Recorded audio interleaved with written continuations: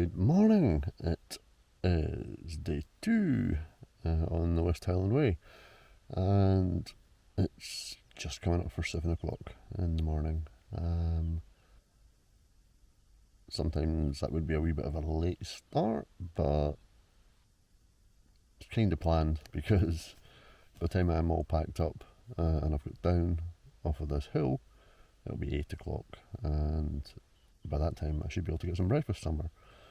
So yeah, there's no point in, I was kind of awake at 5:30, but there was no point in getting up and getting stuff together then because yeah, had I got off the hill it would have been 6:30, 7 o'clock and everything would have been shut. So let's see what the day looks like.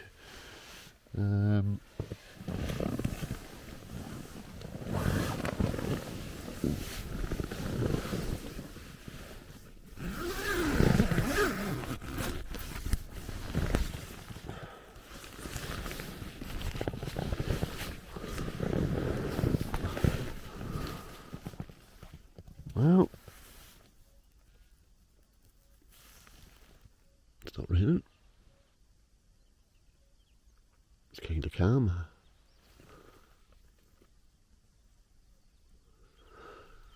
Right, well, I'm going to have to get out of this warm sleeping bag, get my shit together. It's always the bit that I don't like. I'll be cold for 20-30 minutes while I pack up the camp. But I'll warm up once I start moving, so. Right, onwards. Well, it always takes me forever to actually get packed up. That was nearly 50 minutes. I don't know what takes the time, I really don't. But we're done, and let's have a last look at the view. That's where we were camped. Not much to see here, move along. And that's where we're going. Down the loch for the next day and a half. Better crack on, it's cold. Alright, so these are the steps that I've come down, taking me off Conic Hill. It's taken me about 20 minutes to get down. A lot of the steps are, you can't really see it all that well here. It's worse actually further up, but a lot of the steps are really uneven. Some of them are missing, and for large periods it's just boulders really, it's a boulder field. So it's fine, you know, if you take it easy it's fine, it's not a problem. But if you're not the steadiest person on your feet, I would give yourself a wee bit longer to come down. Going up is just drudgery, coming down takes a wee bit of attention. Right, to Balmaha. Good morning. So we're at the St Mocha coffee shop in Balmaha, just waiting on a coffee and a bacon roll, and then I'll probably just wander down to the loch and eat it there. Looking forward to the coffee, to be honest with you. And then onwards for the day to Rotterdam and then Inversnaid. First part of that's not too bad, second part's a wee bit worse, but quite looking forward to today. I need some food, I'm looking forward to that more. Right, so apologise for the noise, there's some people building the house.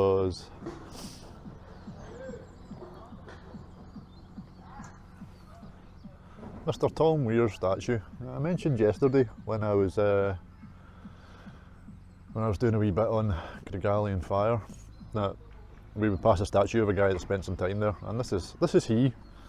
So Tom Weir, MBE, born in Glasgow, Springborn if you care, to quite a poor family, and spent as much of his time as a young lad as he could outdoors, and that would have meant, you know, heading north would have passed Gregalian, so he would have spent a bit of time there. Well, actually it's recorded that he did, I'm not making it up. And he later went on to be one of the first people to explore the Himalayas in Nepal. And then from 1976 to 87 he had a programme called Weir's Way on BBC Scotland. And it's not something that I ever watched, to be perfectly honest, I'm not going to lie, because I didn't really care very much about such things when I was of that age. I should have done, but I didn't, which is a shame, but there we are. Apparently they re-repeated all the Weir's Way back at the start of the millennium, and they actually got a really large share of the viewing. So anyway, that's Tom Weir, died in 2006, and yeah, kind of a large figure in Scottish outdoor life, I suppose, although the statue is quite small, and he's not going very far with a wee bag like that, I tell you. Not really get a tent in there, but this is Balmaha, apparently a rather tortured version of the name of a saint, Gaelic saint. It's a nice wee place. It gets really, really busy in summer. It's a really touristy place, and I can say, by the way, that the Mocha coffee shop bacon roll, it was excellent. I needed that, outstanding. And my coffee's not bad. I'm gonna give it an 8, but I'm not sure if it's just because I needed the coffee. No, it actually is pretty good coffee. Recommend. Alright, so I'm gonna drink some more of this, and then start battering up Loch Lomond. See how long it takes us to get to Ardennan. Maybe have lunch in Ardennan. I'm quite digging this civilization, you know, stop for food thing. Let me talk about that again. Anyway, shut up, Kenny. Move. So the last little thing I'm going to say as I'm leaving Balmaha is that, again, there's a slight ambiguity. There's no signs in Balmaha for the West Highland Way. There ought to be. But basically, coming off the hill, you're going to get to the main street. You're going to see the oak tree inn. You can't miss it. Turn right at the oak tree inn. Then you're going to walk past the statue to Tom Weir. Keep going. Now, there is a path that leads up the hill. It's got a marker that could be a West Highland Way marker. Just an old one that's a bit faded. It's not. What you need to do is keep going, and you can kind of see the bay, and over there where I was sitting before with my coffee, which I'm still drinking. You're basically walking until you see this white and blue house. Once you see that, there is a marker. It's only small, but you can see it there. And that tells you that you're on the right way. But there is certainly the potential to go wrong in Balmaha again. I was actually doubting myself there coming along. I was like, should I have gone up that hill? Because I know there is a hill just after Balmaha, but it's obviously yet to come. It wasn't that one. So yeah, again, just a heads up. So finally made it out of Balmaha after yattering on about various different things, and I've stopped to yatter on about something else. This is kind of something that I already do, but in a slightly more hygienic form. But blisters, right, we're on the second day, for some people the third day by this point, and if you're going to get blisters, you're probably already developing the buggers. So an age-old blister cure is sheep's wool. And I've just realised I don't have my mic on, so I'm using the internal one. Oh, that'll be an experiment. I'll just turn the proper one on and we'll see what the difference is.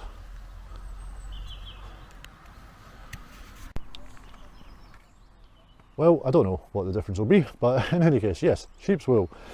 This was used for, you know, sort of hundreds of years basically by people doing the Camino de Santiago in Spain, and well, northern Spain and France. And the basic effect is you wind it around your toes, or you put it back your heel in the wool, and the lanolin in the sheep's wool basically stops any friction, and it's a really, really good way of dealing with it. So I mention it because I've already got it in my bag, but some that's been washed at a low temperature, which is, you know, just a little bit more, I don't know, tasteful, I suppose. But if you're passing and you see some and you've got blisters, it worked for hundreds of years. It's worth a shot. That's all I'm saying.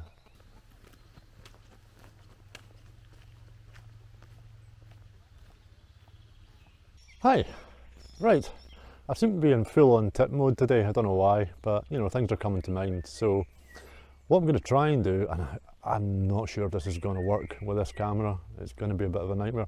But what I'm going to try and do is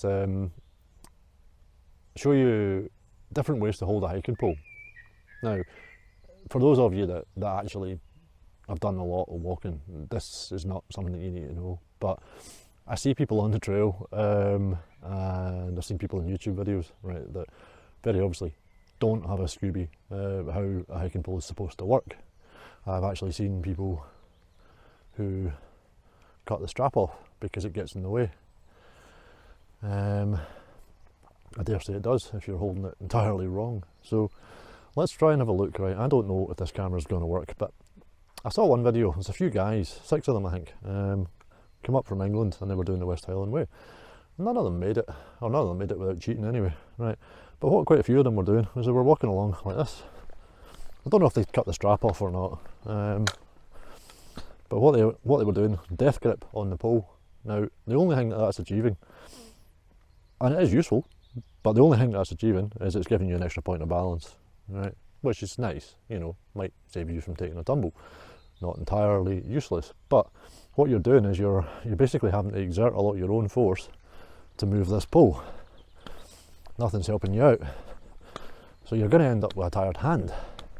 You're also not going to end up with really much in the way of benefit to your legs on your knees, which is kind of the whole point. So, obviously, you would imagine from what I'm saying, we need to be using the strap. So, what you see a lot of people doing is, right, how am I going to do this? With difficulty. Right, so what a lot of people do is they go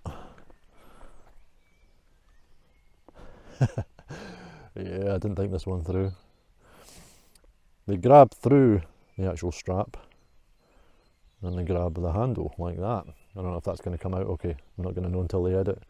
Okay, now this does achieve something, because if you've got the strap a wee bit tighter than I do, then let's say I'm holding it down here, right, then that means that a lot of the weight from the pole is going through, a lot of the weight from your arm, which is pushing down, is transferring the force into the pole and into the ground, which is basically the purpose of a hiking pole. Now, why is this not entirely the best way to do it, even still? A couple of reasons. One, it's not actually very comfortable, but more importantly, if you do slip, there's no way of getting your hand out of here, right? You're going down on top of that pole, and that can lead to broken bones in your hand quite easily. So, right, what's the correct way of doing a hiking pole? And the correct way is to, if you try and imagine that the strap is out horizontally, perpendicular to the pole, try to see if that's on camera, right, you're going up through it and then round to grab the pole. That actually looks slightly more complicated than it is. The important thing is your hand's going up through the strap first and then you're grabbing the pole. Now what this means is that as you walk, all of that weight is basically from your arm, and the downforce is going into the pole. If you watch my actual hand, I'm not gripping the pole. It's there, I can grip it, but I don't need to, right? Momentum is taking that pole forward every time, which means I'm not exerting any effort to do it. You don't really want to have a hiking pole and exert more strain on your muscles than you would have if you didn't have a hiking pole. Right, the other key point here is that if I am to take a tumble, it's really easy to drop the pole.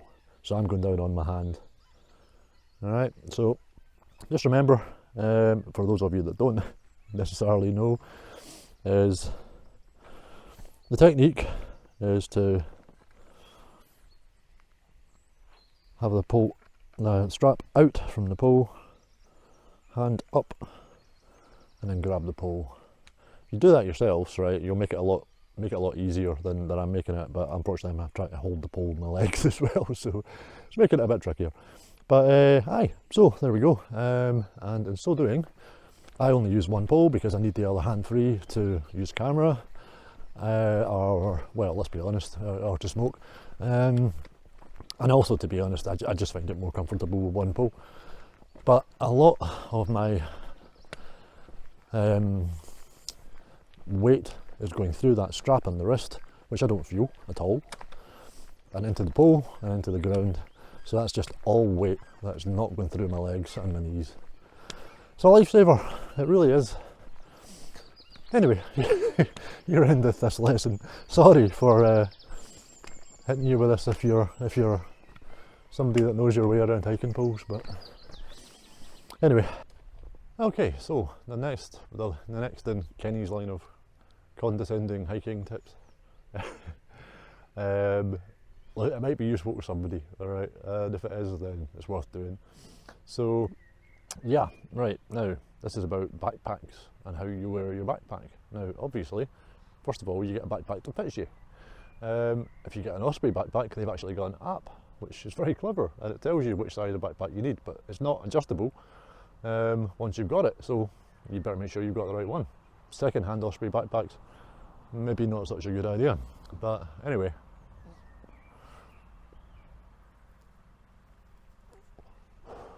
I'm giving hiking tips while I smoke. That's what it is. So, somebody's swimming in Loch Lomond. Somebody's dafter than I am. Right, okay, so the main point here is about the hip belt, okay? I don't know what people think about hip belts. A lot of people seem to think they're not important. They are basically the most important part of your backpack. If you're trying to do any distance and you're relying on the shoulder straps, you're going to hurt. You're going to hurt quite a lot.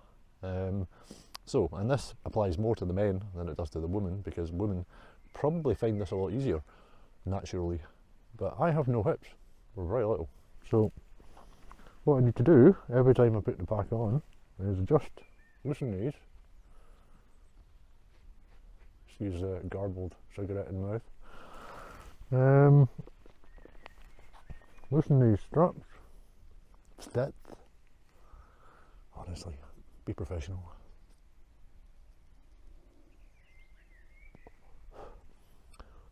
Right, try and make sure nothing else is in the way. Clip together, really, really loose, obviously, and then jump and pull. It's the only way it works for me. Now, all of that weight of this pack, or nearly all of it, is sitting on my hips. And I can cover a long, long way without any pain in my back. So, it's basically about the hip belt. Make sure it's actually on your hips and not down here somewhere, because that's not going to help. Anyway, that's it.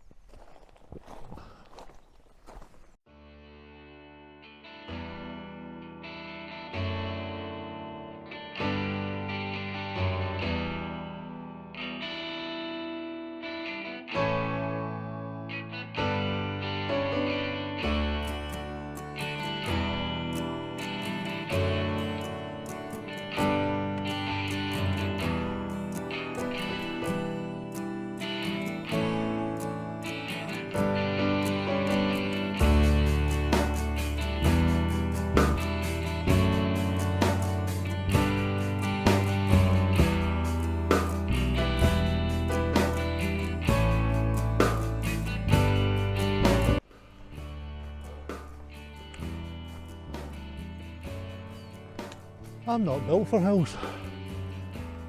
Very dangerous over the flat in short distances.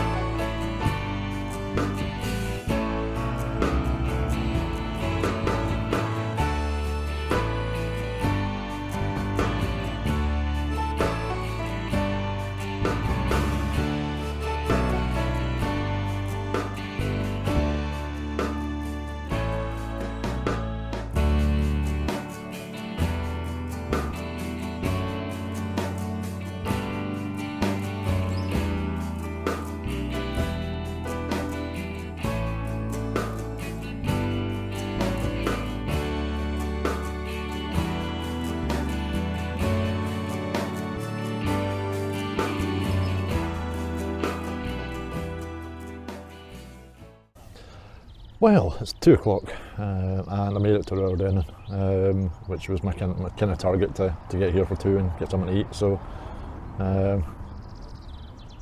got some fish and chippage going on there, and some coffee and a Coke. and get a stem my neck and then head off. I need to get to Inversnaid tonight, and that is 6 miles, but they're 6 hard miles. I mean, it could take 5 or 6 hours. I'm hoping it doesn't. But that's the plan. I'll get back to you on the trail. Cheers. So this was unexpected. I thought the honesty boxes all ended before now, but this wasn't here before. The wee honesty box just past Rowerdown. Just cakes and water, but you know, nothing wrong with a bit of cake. Alright, so we're a couple hundred yards past the turn-off for Ptarmigan Lodge. You can still actually see the buildings down there that would make that up. And we've got a really obvious flat patch of grass here, so room enough for, well, 2 tents, maybe 3, if you know each other. So yeah, if you're wild camping, you don't have to go far before you find somewhere that you can pitch up. I can even hear a wee waterfall somewhere over yonder, so good water source there. So not bad. If that's the way you want to do it, then you don't have to go far past Ptarmigan Lodge before you can pitch. And here we have the divide for the high and low path. So the low path takes you down to the loch side and then scrambles along the loch for the next 2 or 3 miles. Apparently it's quite pretty in places. It's also bloody hard work and I don't have time. Or the high path follows this track up and then rejoins the low path, well, in about 2 or 3 miles. So distance ain't much different, but the workload is significantly less taking the high path. And I do not feel like I am cheating doing it because, well, tomorrow's going to be hard enough, and covered quite a long way today anyway. So, here we go, onwards. It's quite common when you reach this part of the high trail, quite de rigueur, if you will, in YouTube land, to compare this bit to Middle Earth. Don't really know why. I mean, it is lovely and green. It's like a symphony of green, and it's quite wild. So maybe that's why. But it's also de rigueur to then go on to say everything else that you mentioned about Middle Earth. You need to get it wrong. So we're going to have a go. So there's a wee house there, and I'm going to say that because it's quite Middle Earthy, except for the plain, that's where a bobbit could have lived. Now, it's a little known fact that there were bobbits in Middle Earth. They didn't make the movie though, because that bit got cut. I think I finally reached the highest point. I profoundly hope so, because I've been going uphill for about 30 minutes. And that's more than my wee legs can handle. However, if anybody thinks that the high path is a doddle, yeah, it's been uphill for 30 minutes and a couple of miles, so you can see possibly how high up we actually are. As I say, I think this is probably the highest point. I do hope so. There's a wee bench here, which I'm going to rest at for 10 minutes and have a smoke. Other euphemisms are available. It's dedicated. I'm already at maximum. You probably won't be able to see this. I'll just read it. Dedicated to Tom Weldon, 1944 to 2000. Someone like you only happens once in a lifetime. Thanks for happening in ours. Is that not lovely?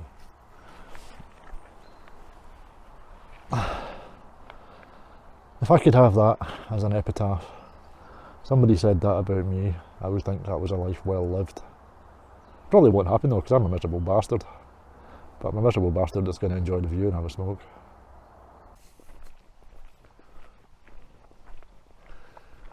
Another thing I'm going to talk about as I walk along. Now, if it turns out that my fears are valid, then there's no point in talking about this, because nobody will ever see it. But it's occurred to me that although I've taken a lot of video, some of it quite good, I think, I have no way of knowing how much of it's going to be actually viewable. I mean, I could get home and realise that the SD card is corrupted and there's nothing on it, and I would have done all of this. Not for nothing, obviously, because it's the West Highland Way, it's enjoyable. But I wouldn't have been in the show for it. And I look like a bit of an idiot, wouldn't I? Because people have subscribed on the basis of watching this nonsense. Sorry, folks. But yeah, hopefully my fears are unfounded, and I have video and I have sound, and I can edit this all together into something that's halfway enjoyable. Now, if that does turn out to be the case, and you found any of this slightly enjoyable, then please, you know what to do. Hit the subscribe button. Waterfall just to drown out my voice is probably a blessing. Not long since the channel hit 100 subscribers, and I didn't ever think that was going to happen. Sitting at about, I don't know, 114 or something at the moment. So a big thank you, and I genuinely mean that, to everybody who did press the red button. I know it doesn't cost you anything to press the red button, but you made the effort and you did it, and I thank you for it. Not because, as I said before, not because I'm going to get rich off of this. I've never got a penny from this, and I probably, almost certainly, never will. But because it's like, it's a way of keeping score, you know. If the subscriber number goes up, you know that people are watching, and you get, not going to lie, you feel good. I like feeling good. If you also like feeling good, and you want to make me feel good, hit the red button. And you'll make an old man very happy. Or something. Anyway. Just pausing for a moment to enjoy the silence. Well, ruin the silence, I suppose. Look at that, it's a rhapsody in green.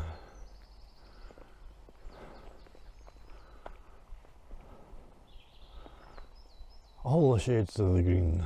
I never knew there was this much green in the galaxy.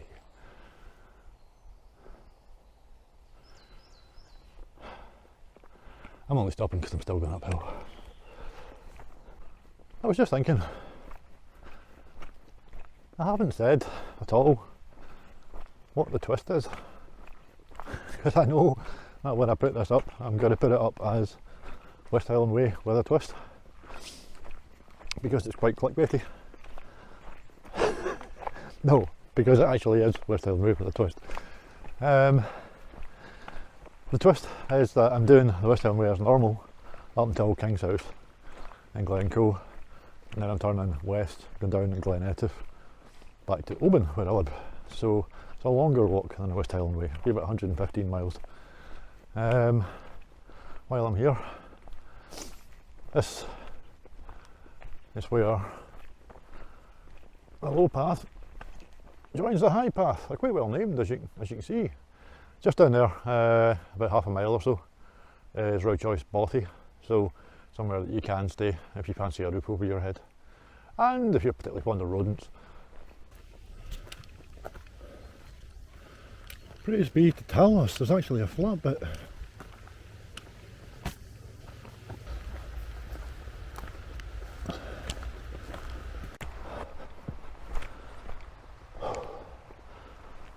In loving memory of Bill Laban, died 23rd of November 1975. He made the supreme sacrifice in saving the life of a friend. Well, if you're going to go, I guess that's a good way to go. Simply pay our respects to Bill Laban. There's not a lot of rocks about, but I guess that's why people are using wood. Well, you know, anywhere else, they'd walk down to the beach and get a rock. Anywhere else, they haven't just done those few miles.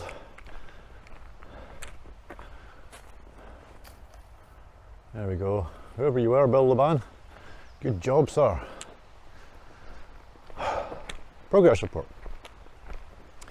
I can see off to my right a small house. It's the first time I've seen a house in quite some time. But it does mean, according to the map, that I have about a mile and a half left to Inversnaid. And the time is 5:30. So that's fine. Even given the walk from Inversnaid Hotel to the Bunkhouse, still be there for 7. Pretty confident about that. So it looks like dinner's back in the menu, boys.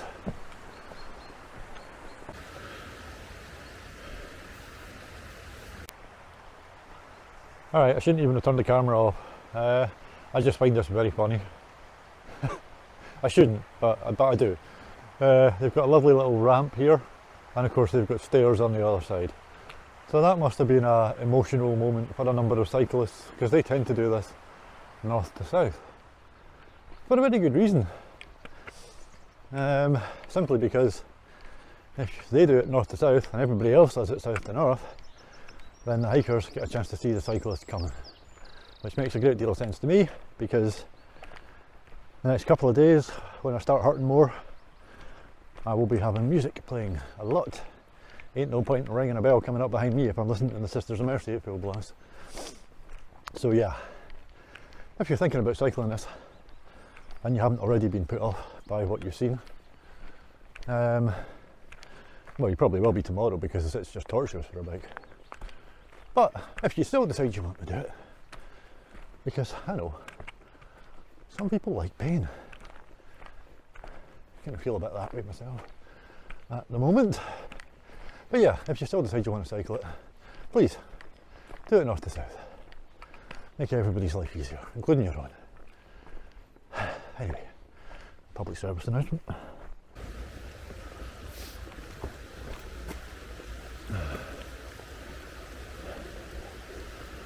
Enjoy a walk through some of Loch Lomond's ancient woodlands, including a large remnant of the native oak woodland which once cloaked these hillsides.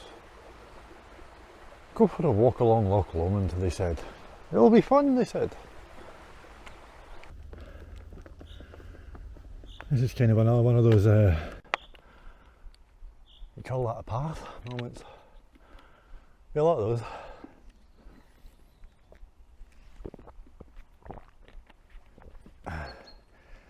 A lot of those on the horizon, and not too many more today. But come with me, enjoy. Try and imagine doing this on a bike.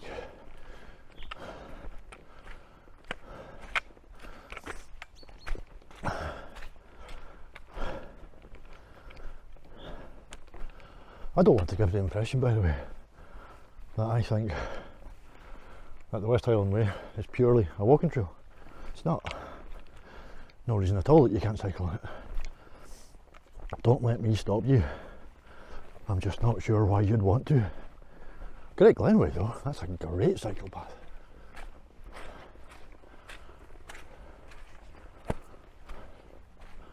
People ride horses up the Great Glen. Don't think anyone's going to be riding a horse up this. Pit pony maybe.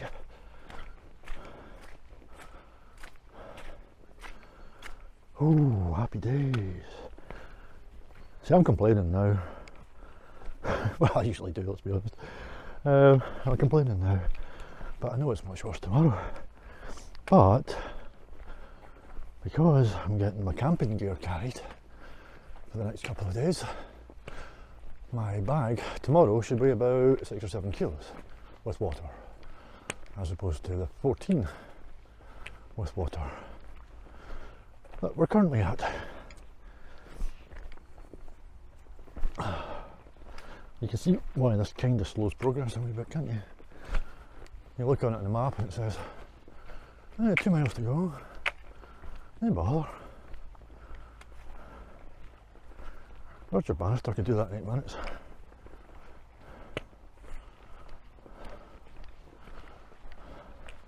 Probably not Gary couldn't.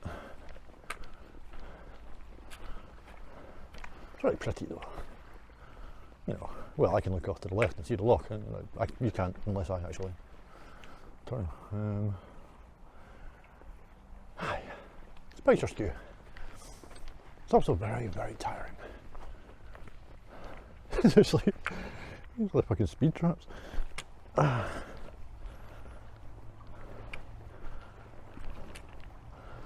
Yeah, so great fun for a bike, eh?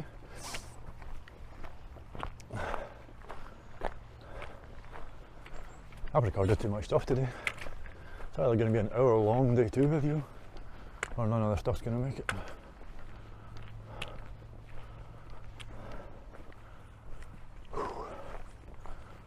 So I suppose I better shut up, eh? Well, let's just go around this corner and see.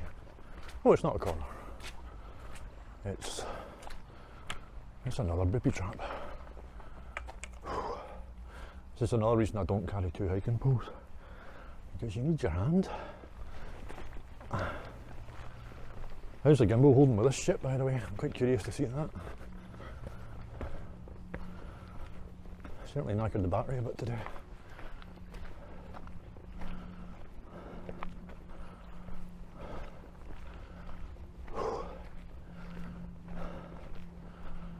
Oh, fuck me ragged. I'm also available for children's parties.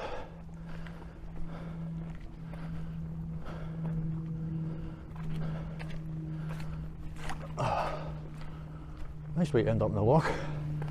You could use cooling down, but it's not going to do the camera stuff much good. Or the drone, well, that's pretty much fucked at the moment anyway. Well, I'm glad I had the camera on for this bit, because it gives you a bit of an idea for all the people that say, that's a nice easy wee trail. Big chunks of it are, but that doesn't really help the wee chunks that aren't.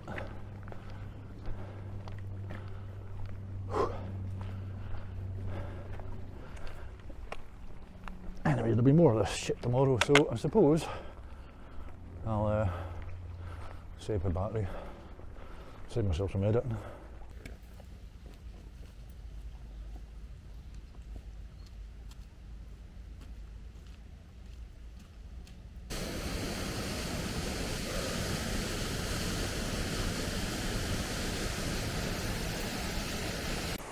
So finally, the on white building is Inversnaid Hotel. Now my budget doesn't run to that, and even if it did, don't think it's open. But I thought I'd stop and point the camera at the waterfall because it's pretty. It's actually like a triple waterfall, but I haven't got up that high yet. This is another one of these let's say something to the camera so I can get my breath back moments. So I've got, I don't know, a mile uphill on the road, if I can find the road, to take me to where I'm staying tonight. And it is 6:30, so I'll be there for 7. I really hope. It's been a long day.